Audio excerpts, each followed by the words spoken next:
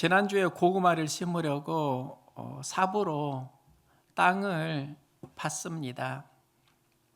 그 일을 하는데 옆에 원룸에 사시는 어르신이 삽질하는 나를 보고 이렇게 이야기합니다.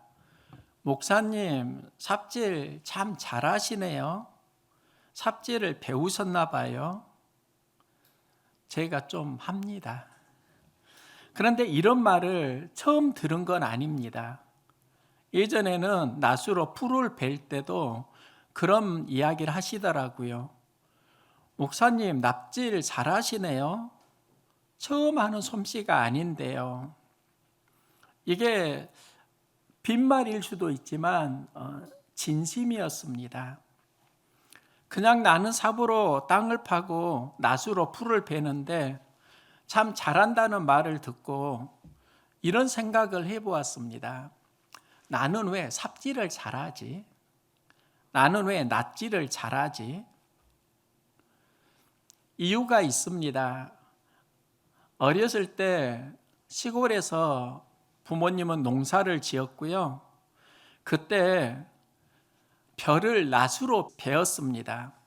초등학교 때 낫으로 보리를 베고 또 벼를 베던 기억이 납니다. 그리고 삽으로 고랑을 파던 그 기억도 납니다. 그때는 정말 일이 힘들고 싫었습니다. 그래도 농사를 짓고 가족이 모여서 그 일을 하다 보니까요, 제가 삽질, 낫질을 제법 그때 배웠습니다. 그때는 놀고 싶었는데 논에서 밭에서 그 일을 했고요. 지금 생각하면 그 삽질과 또한 낫질은 나에게 어떤 구속, 멍에였습니다. 그런데 그때 저는 내가 낫질과 삽질을 배웠구나, 이걸 알았습니다. 예전에 딸 준이가 학교에서 조별 발표회를 했는데요. 그가 조 대표로 프리젠테이션을 했고 선생님이 참 잘했다고 칭찬했다는 이야기를 들었습니다. 그때 드는 생각이 있습니다. 준이가 멍에에서 배웠구나. 교회에서 영상을 담당합니다. 파워포인트로 찬양을 만듭니다. 예배 시간에 인터넷으로 영상을 띄우는데요. 어린 나이에 이게 때로는 버거울 수 있습니다. 주일날 오늘 예배를 드리기 전에 토요일에 그 작업을 해놓고 그러다 보니까 배우게 되고 어느 순간 학교 수업에서 프리젠테이션을 하고 또 그곳에서 잘했다고 칭찬을 들었습니다. 제가 어린이 주일에 율동을 했습니다. 설교할 때는 박수를 안 받았는데 그 어린이 주일에 제가 율동하니까요, 잘했다고 가족들이 박수를 쳐주었습니다. 내가 왜 율동을 잘하지? 청년 시절 주일학교 교사를 하면서 율동을 배운 것입니다.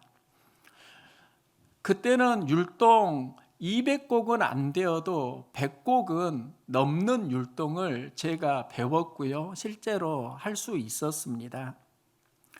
그때 배운 기억을 가지고 이제 어린이 주일에 장년부에서 율동을 했는데 잘했다고 박수를 받은 것입니다.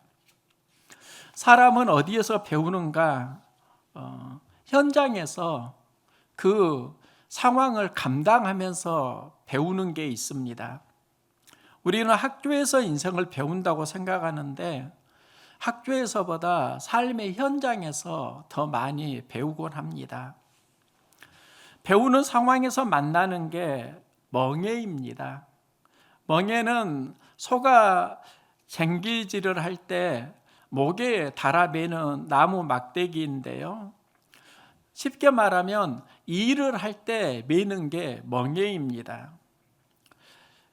이 멍에를 영어로 yoke라고 하는데요. 단어의 의미가 노예, 속박입니다. 멍에의 반대가 freedom, liberty, 자유를 이야기합니다. 멍에의 반대 개념이 자유이라면 우리는 멍에를 원하지 않습니다. 그런데 삶에는 난센스가 있습니다. 우리는 멍에를 원하지 않는데 삶은 멍에를 통해서 성장하는 게 있다는 겁니다. 인생에서 만남이 중요하고 관계가 중요한데요. 좋은 관계를 맺으면 인생의 큰 자본이 됩니다. 영어로 동료나 단짝, 배우자를 역펠로우라고 합니다. 멍에와 사람이 합쳐진 단어가 배우자, 동료라는 의미입니다.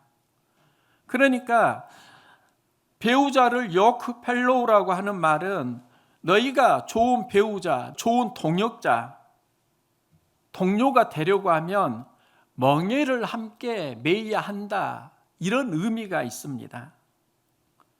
멍에를 함께 매는 사람이 좋은 관계를 유지하고요, 멍에를 메고 배우는 사람이 성장합니다. 예수님은 수고하고 무거운 짐진 자들아 다 내게로 오라, 내가 너희를 쉬게 하리라 말씀하시는데요. 우리는 이 말씀 참 좋아합니다. 그런데 이 말씀을 이해하려고 하면 뒤에 오는 말씀을 함께 보아야 합니다. 나는 마음이 온유하고 겸손하니 나의 멍에를 메고 내게 배우라. 그리하면 너희 마음이 쉼을 얻으리니 이는 내 멍에는 쉽고 내 짐은 가벼움이라. 여기에서 수고하고 무거운 짐을 예수님은 멍에에 비유하시고요, 그리고 우리에게 쉼을 주시는데 쉼을 주실 때 전제가 있습니다. 너희가 쉼을 얻으려고 하면 멍에를 메고 나에게서 온유와 겸손을 배우라, 이 말씀을 하시는 겁니다. 우리에게 무거운 짐이 있을 때 예수님께 나아가면은요, 예수님은 우리에게 멍에를 통해서 온유와 겸손을 가르쳐 주겠다, 이 약속을 하시는 겁니다. 그리고 온유와 겸손을 너희가 배우면 그때 인생이 쉼을 얻는다, 이 말씀입니다. 우리는 무거운 짐이 있을 때 예수님께 나아가면 쉼을 얻는다, 이 쉼에 포커스를 맞추는데요, 본문을 보면 온유와 겸손을 배우고 이 온유와 겸손에서 너희가 쉼을 얻는다는 의미입니다. 그러면 우리가 배워야 하는 온유와 겸손이 무엇인지, 그리고 여기에서 얻는 쉼이 무엇인지 오늘 함께 보려고 하는데요. 성경에 보면 온유가 몇 군데 나옵니다. 산상수훈에서 온유한 자는 복이 있나니 그들이 땅을 기업으로 받을 것이며, 온유한 사람은 복을 받는데 땅을 차지하는 복을 받습니다. 시편 기자는 의인과 악인을 비교하면서 의인은 땅을 차지한다, 이렇게 이야기합니다. 진실로 악을 행하는 자들은 끊어질 것이나 여호와를 소망하는 자들은 땅을 차지하리로다. 여호와를 소망하는 자가 땅을 차지하는데 여호와를 소망하는 자를 그 뒤에 어떻게 연결하냐면 온유한 자들은 땅을 차지하며 풍성한 화평으로 즐거워하리로다. 즉 땅을 차지하는 자가 소망을 가지는 믿음을 가진 자인데 이 믿음을 가진 자가 온유한 자로 연결되는 겁니다. 그 당시에 땅을 차지하는 건 전쟁에서 이기는 것을 의미합니다. 그러면 온유한 자가 땅을 차지한다, 이 말씀은 우리가 살아가는 삶의 현장에 수많은 영적 전쟁이 있는데 그곳에서 승리한다, 이긴다, 이런 의미입니다. 성경에서 크게 쓰임받은 사람이 모세인데요. 그는 성경에서 나타난 특징이 온유한 사람입니다. 40세까지는 애굽 왕자로 살았고 80세까지 미디안 목자로 살아가는데 하나님이 모세를 80세에 부르십니다. 왜 40세 때 모세를 부르지 않으시고 80세 때 모세를 부르시는가? 그 이유가 있습니다. 1세부터 40세 때까지는 모세가 애굽 사람의 모든 지혜를 배워서 말과 하는 일이 능하였더라. 애굽 사람의 지혜를 배웠습니다. 우리가 볼 때는 이때가 쓰임받기 좋은 시기라고 생각하는데 하나님은 그때 모세를 미디안 광야로 보내십니다. 그리고 40세부터 80세까지 미디안 광야에서 도망자로 실은 살아가게 되는데요. 이때 경험하는 새로운 배움이 온유입니다. 민수기를 보면 이 사람 모세는 온유함이 지면의 모든 사람보다 승하더라. 이 온유가 어디에서 나왔냐면 애굽에서 모든 지혜를 배울 때 나온 성품이 아니라 광야에서 목자로 양을 치면서 경험하는 성품입니다. 그러면 이 온유가 고대 자료에는 어떻게 나와 있는가? 전쟁을 할 때 잘 길들여진 준말을 온유한 말이라고 합니다. 즉 온유하다는 말은 잘 길들여졌다 이런 의미가 있습니다. 이것을 알려주는 것이 모세의 인생에서 지팡이인데요. 모세는 목자로 살면서 지팡이로 양을 보호하고 인도하는 삶을 살았습니다. 그가 맹수를 만날 때 지팡이로 맹수를 물리치고 양을 지켜주고요. 또 양이 가야 하는 길을 인도를 했습니다. 그런데 모세가 자신이 가진 지팡이를 나중에 하나님의 지팡이라고 합니다. 하나님이 보호하시고 인도하신다는 의미입니다. 모세는 하나님이 인도하시고 보호하신다는 것을 자신이 목자로 양을 치면서 배웠습니다. 그리고 그가 배운 게 바로 온유입니다. 온유는 길들여진 힘을 의미하고요. 우리 인생을 보면 내가 어디에 길들여지느냐, 여기에서 삶이 달라집니다. 애완동물을 많이 키우는데요. 종류도 참 다양해졌습니다. 카산트라라는 여인은 애완동물 구호센터에서 비단뱀을 입양하고 집에서 레지라는 이름을 비단뱀에게 주고 침대에서 함께 자기도 했습니다. 그녀는 비단뱀과 함께 자면서 불면증이 사라졌다고 합니다. 그런데 그 비단뱀이 커가면서 어느 순간 닭이나 토끼를 주어도 식사를 하지 않습니다. 무슨 병이 있나 걱정이 되어서 그 비단뱀을 수의사에게 데려갔는데요. 수의사가 그 비단뱀을 살펴보면서 비단뱀은 지금 건강하고 먹이를 안 먹는 것이 아니라 스스로 몸을 비우고 있다 이런 말을 합니다. 왜 몸을 비우느냐고 물을 때 수의사가 큰 먹이를 먹기 위해서 속을 지금 비우고 있습니다. 그러면서 하는 말이 그런 겁니다. 비단뱀이 이제 많이 자랐고 카산트라 당신을 먹잇감으로 여기고 있는 것 같다. 충격을 받고 그날 밤에 자신이 자는 침대에 마네킹을 올려두고 그 마네킹에 자신의 향수를 뿌려 놓았습니다. 그리고 무슨 일이 일어나는가 살피니까요. 비단뱀이 그 침대에 올라와서 그 마네킹을 감싸고 마네킹이 부서지는 소리가 들려옵니다. 카산트라는 충격을 받고 그 비단뱀 내지를 매우 사랑했지만 다시 애완동물 구조센터로 보냅니다. 사랑하는데 왜 헤어질까요? 여인이 비단뱀의 본능을 통제할 수 없기 때문입니다. 길들여진다는 말은 자신이 가진 힘을 통제한다는 걸 의미합니다.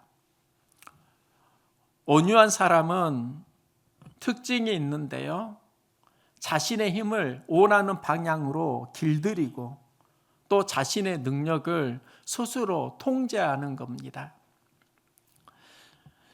인생을 힘들게 하는 것은 힘이 없는 게 아니더라고요. 자신이 가진 힘을 통제하지 못하기 때문에 힘들어지는 경우가 더 많습니다. 감당할 힘이 없을 때는 하나님 힘을 주세요 기도하면 하나님이 감당할 수 있는 힘과 은혜를 주십니다. 우리는 힘이 없을 때는 하나님께 도와주시라고 기도하면 됩니다. 그런데 자신이 가진 힘을 통제하지 못할 때 그때 하나님께 기도해서 통제가 되면 좋은데 그게 안 되면 삶은 더 힘들어집니다. 힘이 없을 때는 그래도 나은데 힘이 있고 통제되지 않는 힘은 더 위험하다는 겁니다. 우리에게 필요한 건 큰 힘이 아니에요. 통제할 수 있는 힘입니다. 이게 온유입니다. 이 온유는 예수님을 통해서 우리가 배워야 하는 성품입니다.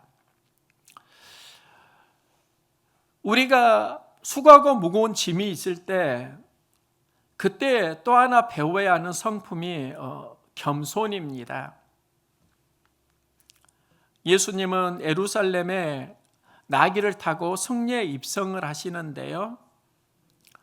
고대 자료를 보면 승리에 입성을 할 때는 왕이 보통 말을 탑니다. 전쟁에서 이기고 승리할 때 말을 타고 말은 힘과 권위를 상징합니다.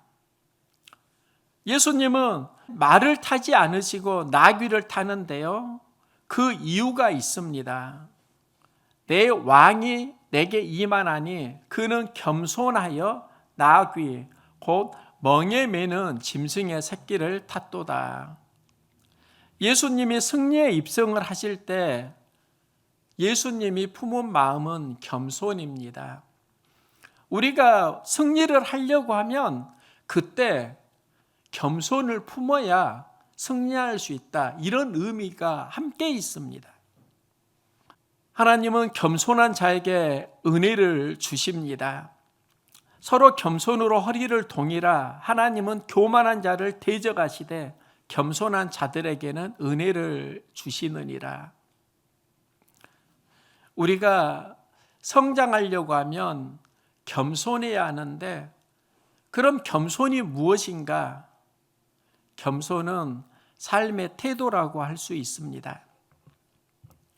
우리는 머리가 좋아야 성장한다고 생각하는데요. 좀 더 자세히 보면 태도에서 성장합니다. IQ가 좋아야 배운다고 하는데 인생은 태도가 좋아야 배움이 성장합니다. 태도가 좋아지면 경험하는 게 있습니다. 듣는 귀가 열립니다. 사람은 듣는다고 성장하는 것이 아니라 들리는 만큼 성장합니다. 귀로 듣지만 들리는 것은 태도에서 성장합니다. 태도가 좋은 사람이 들리는 은혜를 경험하고요. 태도가 좋은 사람이 이해하는 힘이 생깁니다. 이해하다가 영어로 understand인데요. under는 아래를 의미하고 stand는 서다입니다. 우리의 마음이 겸손하게 아래에 설 때 이해할 수 있고 겸손하면 듣게 되고 이해한다는 의미입니다. 태도의 문제라고요. 예수님은 쉼을 얻으려면 겸손을 배우라고 하시는데요. 바울은 빌립보서에서 예수님의 겸손을 이야기하는데 전후 맥락을 보면 아무 일에든지 다툼이나 허영으로 하지 말고 오직 겸손한 마음으로 각각 자기보다 남을 낮게 여기고, 이 말씀 뒤에 예수님의 겸손을 말씀합니다.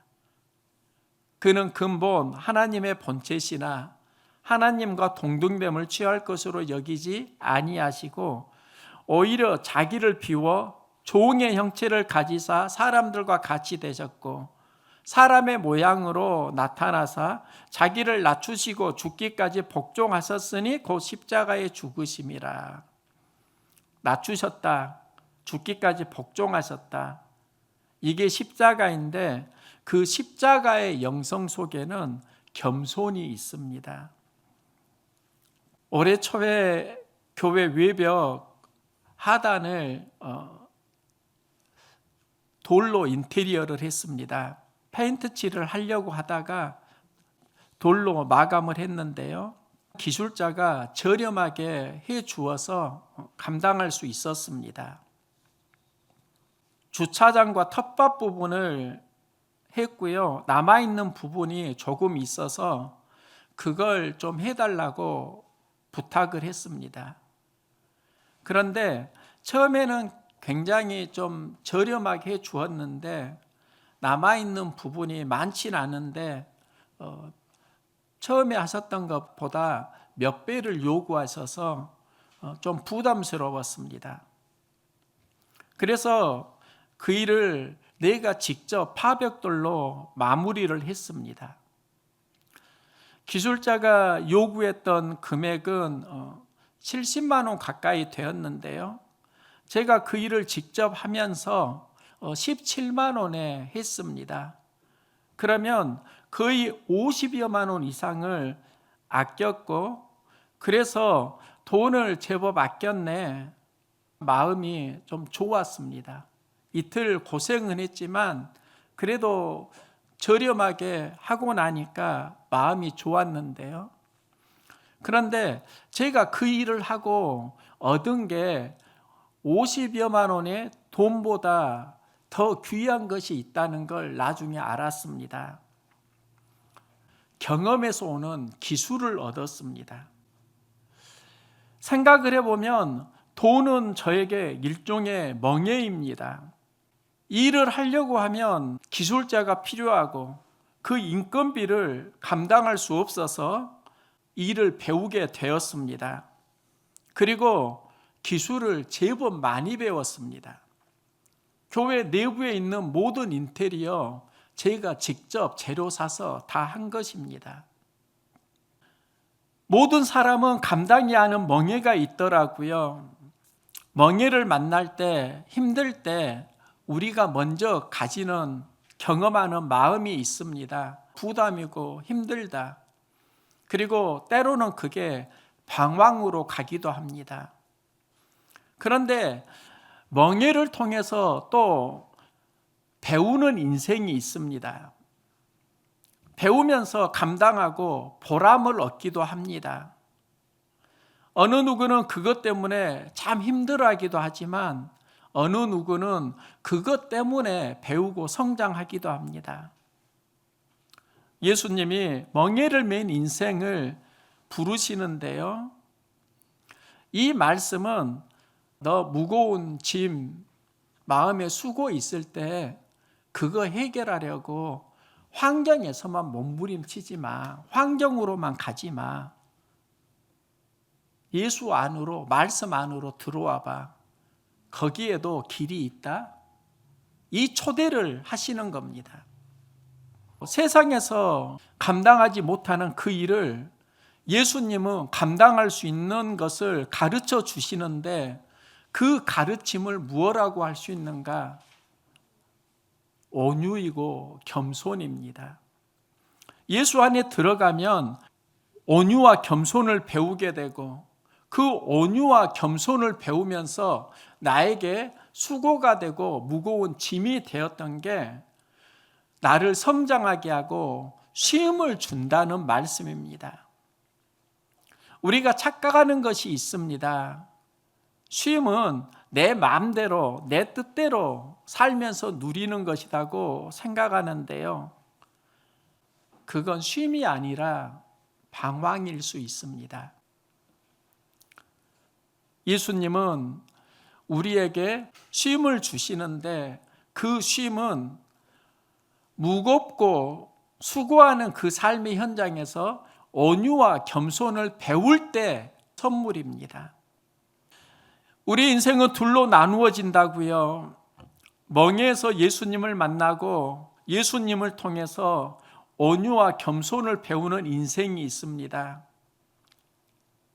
이 인생은 영원히 보람을 느끼고 쉼을 얻습니다.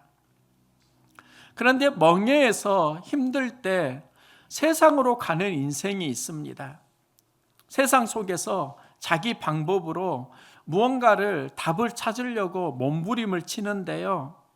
그럴수록 점점 늪에 빠지게 되고 쉼이 아니라 방황으로 가는 자신을 발견할 때가 있습니다. 수고하고 무거운 짐이 있을 때, 멍에가 느껴질 때 예수님이 우리를 부르십니다. 무거운 짐이 있다고 하면 그 문제를 가지고 예수님과 연결하시기 바랍니다. 예수님께 연결하면은 예수님이 우리에게 온유와 겸손을 가르쳐 주십니다. 이게 예수님의 약속입니다. 무거운 멍에가 있을 때 나는 황정의 사람이 될 것인가? 예수님을 만나는 믿음의 사람이 될 것인가? 무거운 짐 있다면 예수님께 나아가시기 바랍니다. 문제를 감당하는 그 힘을 예수님을 통해서 배우시기 바랍니다. 그게 바로 온유와 겸손이고요. 예수님을 통해서 배우게 되면 그때 우리는 삶 속에서 쉼을 누립니다. 그리스도인입니다. 힘들 때 환경에서 답을 찾지 마시고 예수님을 향해서 나아가시고 무거운 짐, 그 멍에에서 말씀을 만나고 말씀이 가르쳐주는 온유와 겸손을 배우고 참된 쉼을 얻는 인생 함께 살아갈 수 있기를 소망합니다.